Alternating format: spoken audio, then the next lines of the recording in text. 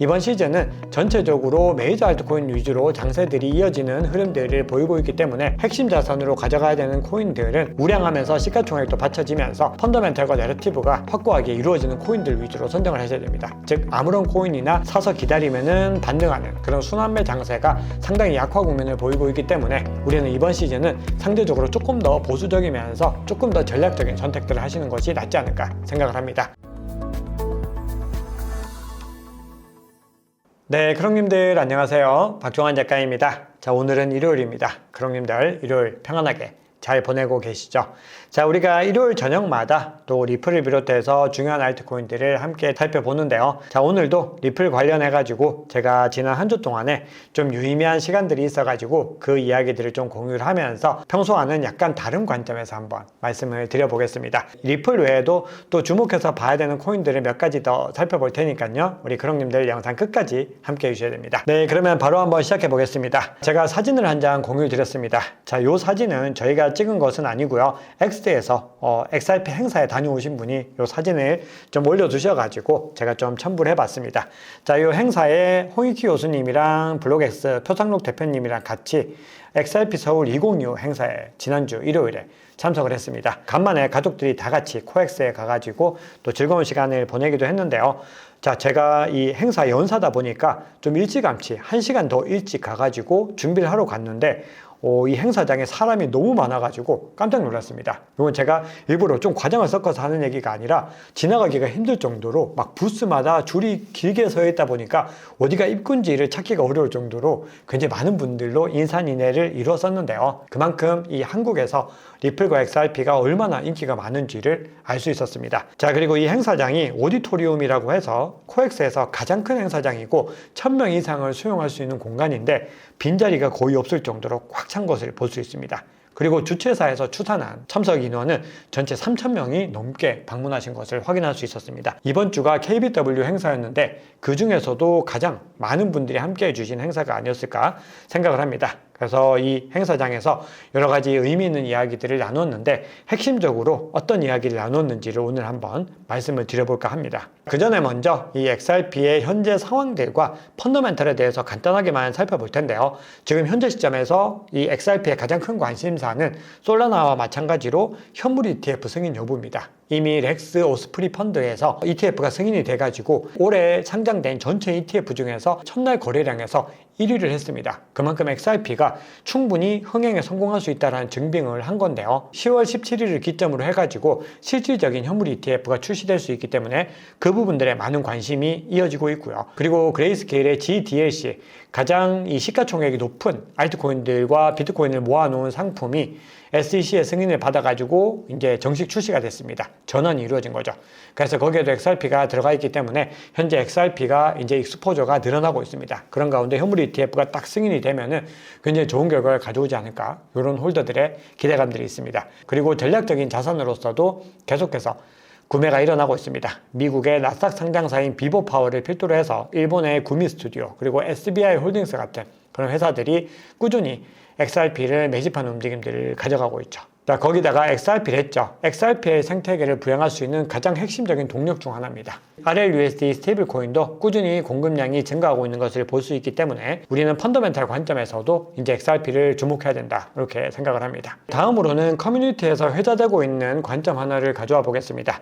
자, 근데 우리가 XRP나 리플에 대한 부분들은 사실은 가짜뉴스가 굉장히 많습니다. 그러다 보니까 어떤 기사가 있을 때 조금 의심하는 관점을 가지고서 접근할 필요가 있는데요. 그럼에도 이 보고서에 언급된 내용 자체가 우리에게 주는 시사점이 있어가지고 간단하게 말씀을 드려볼 텐데요.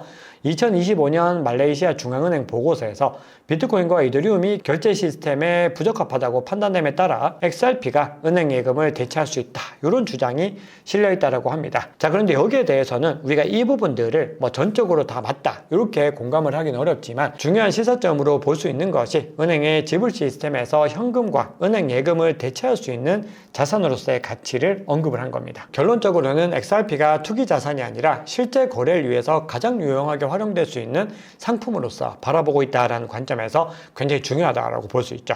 거기다가 프랭클린 템플턴 그리고 DBS 은행과 협업을 통해서 미국 달러 단기 MMF 토큰화와 토큰 담보 기반 대출 서비스를 준비하고 있다. 이런 소식들도 전해지면서 금융 거래에서 굉장히 중요한 자산으로서 그리고 중요한 도구로서 계속해서 이 XRP와 리플이 활용되고 있는 것들을 확인할 수가 있었습니다. 네, 그러면 지금부터는 지난 일요일에 XRP 서울 행사에서 나눴던 이야기들 중에서 우리 크롱님들이 반드시 알고 계시면 좋을 내용들 7가지 핵심 안건에 대해서 한번 말씀을 드려보겠습니다. 첫 번째는 최근에 글로벌 디지털 자산 시장에서 XRP의 위치와 차별점이 무엇인가, 이 부분들이 있는데요. 자, XRP는 사실 이더리움이나 솔라나 같은 체인과는 태생부터 다르다, 이렇게 정의를 합니다. XRP는 빠르고 저렴한 국제 송금에 특화되었기 때문에 처음부터 은행권과 금융권을 타겟팅으로 해서 B2B 기반으로 시작을 했고 규제 친화적인 블록체인으로서 처음부터 방향성을 가졌습니다. 그렇기 때문에 비트코인의 가치 저장이나 이더리움의 스마트 컨트랙트 플랫폼과는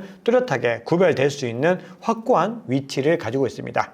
일관성 있게 본연의 송금 사업을 계속해서 유지하면서 안정성을 바탕으로 금융 인프라에 깊숙하게 자리 잡아가고 있는 걸 볼 수 있죠. 그런데 여기에 덧붙여서 메인넷 사업도 함께 확장하고 있기 때문에 XRP는 본인들의 본연의 사업도 계속해서 궤도권으로 가고 있지만 그전에는 상대적으로 규모가 적었던 메인넷 사업도 계속해서 확장하고자 하는 움직임들을 가져가고 있기 때문에 2가지 관점에서 주목해서 보셔야 됩니다.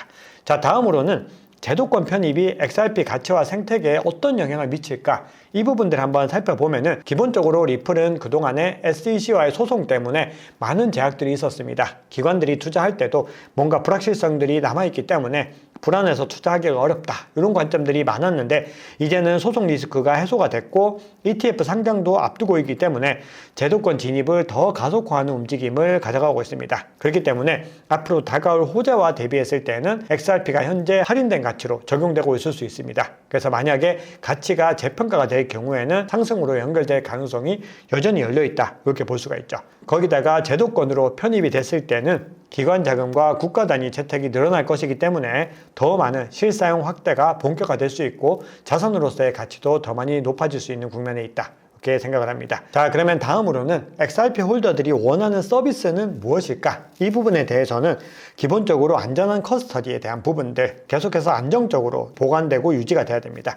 그리고 신뢰성 있는 예치와 스테이킹, 즉 메인넷 관점에서 레저 관점에서 뭔가 유의미한 확장 국면을 가져가야 됩니다. 그리고 XRP 담보대출 같은 전통금융 수준의 안정성과 수익성을 요구하고 있습니다. 즉 디파이 생태계가 계속해서 확장되는 국면들을 보여줘야 되는 거죠. 그래서 앞으로 앞서 말씀드렸던 요 전통적인 사업 영역도 있지만 앞으로 새롭게 펼쳐질 이 사업 영역에서도 기관들을 중심으로 해서 계속해서 확장 국면들을 이어가야 됩니다. 자, 다음으로는 RLUSD가 XRP에 미칠 영향은 어떻게 될 것인가, 이 부분들인데요. 사실 XRP가 여러 가지 리스크로 거론되고 있는 부분들이 스테이블 코인과의 경쟁에서 송금 경쟁을 이겨낼 수 있을 것인가, 이 부분들이 언급이 되고 있습니다. 왜냐하면 스테이블 코인은 가치가 고정되어 있기 때문에 더 안정적으로 송금과 결제를 할 수 있다고 보는 거죠. 자, 그런데 리플은 RLUSD라고 하는 스테이블 코인을 직접 발행을 했습니다. 그리고 이 XRP의 변동성을 보완해서 안정적인 결제와 유동성을 제공하고자 하는 목적이 있죠. 그리고 무엇보다도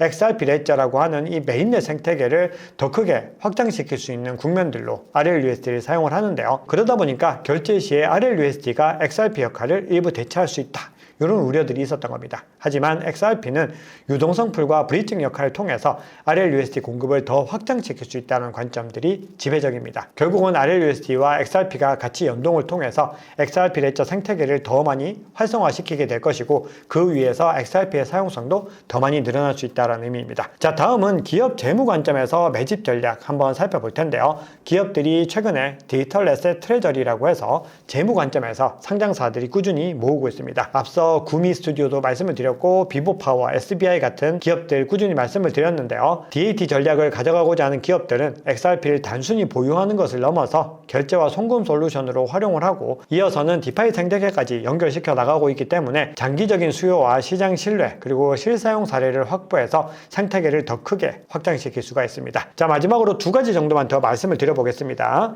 XRP 생태계의 가장 큰 오해와 진실, 여러 가지 오해들이 있는데요.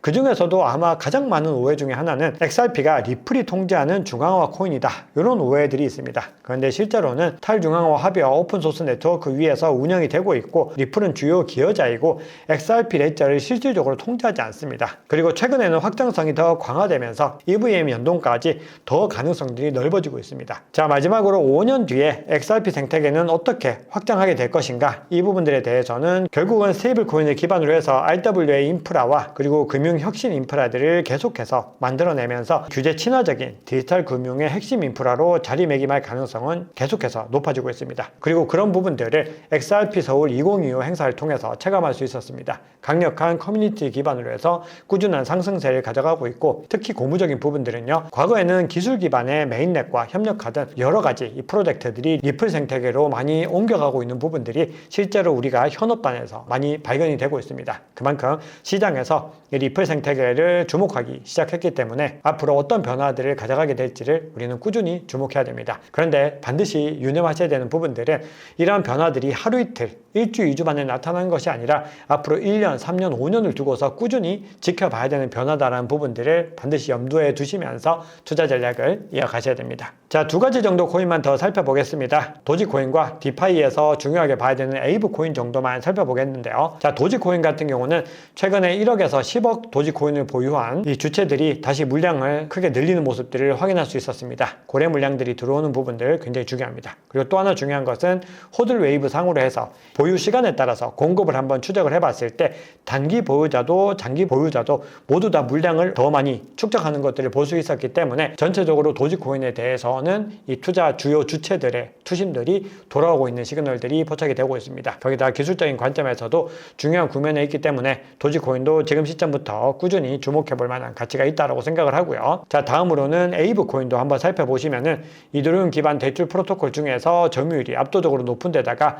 이번 달 현재까지 6,900만 달러 이상의 수익을 창출하면서 펀더멘털이 가장 좋은 흐름을 가져가고 있습니다. 거기다가 활성 대출과 에이브에서 발행하는 스테이블 코인인 GHO 이 공급도 꾸준히 늘어나고 있는 흐름들을 보이고 있기 때문에 사업 분야에서도 지속적으로 성장세를 이어가면서 펀더멘털 관점에서 주목해야 됩니다. 최근에는 피보나치 되돌림 0.5 구간까지 떨어졌다가 반등에 성공하는 모습들을 보이고 있는데요. 현재 시점부터는 꾸준히 주목해 보시면서 주요 국면에서 바이더딥을 하시거나 돌파 매수 전략을 가져가시기에 좋은 구간이라고 생각을 합니다. 만약에 중요한 타점들을 함께 공부해보고 싶으신 크롱님들은요, 코인마스터 클럽 함께 해주시면 많은 도움을 받으실 수 있습니다. 자, 마지막으로는 좀 안정성과 이 수익성을 동시에 고려했을 때 주목해야 하는 코인들을 한 10가지 정도만 뽑아봤는데요. 여러 가지 플랫폼과 툴을 활용해가지고 전체적인 펀더멘탈과 중요한 내러티브를 함께 점검했을 때 이렇게 10가지 정도의 코인들을 좀 상대적으로 더 주목해 보실 필요가 있습니다. 이번 시즌은 전체적으로 메이저 알트코인 위주로 장세들이 이어지는 흐름들을 보이고 있기 때문에 우리가 여러 코인들에 관심을 가지고서 투자 전략을 가져가셔야 되지만 핵심 자산으로 가져가야 되는 코인들은 우량하면서 시가총액도 받쳐지면서 펀더멘털과 내러티브가 확고하게 이루어지는 코인들 위주로 선정을 하셔야 됩니다. 즉 아무런 코인이나 사서 기다리면은 반등하는 그런 순환매 장세가 상당히 약화 국면을 보이고 있기 때문에, 그리고 그 지속성도 줄어들고 있기 때문에 우리는 이번 시즌은 상대적으로 조금 더 보수적이면서 조금 더 전략적인 선택들을 하시는 것이 낫지 않을까 생각을 합니다. 네, 오늘 준비한 얘기는 여기까지입니다. 늘 우리 크롱님들의 행복한 투자, 성공 투자를 응원합니다. 지금까지 박 작가였습니다. 감사합니다.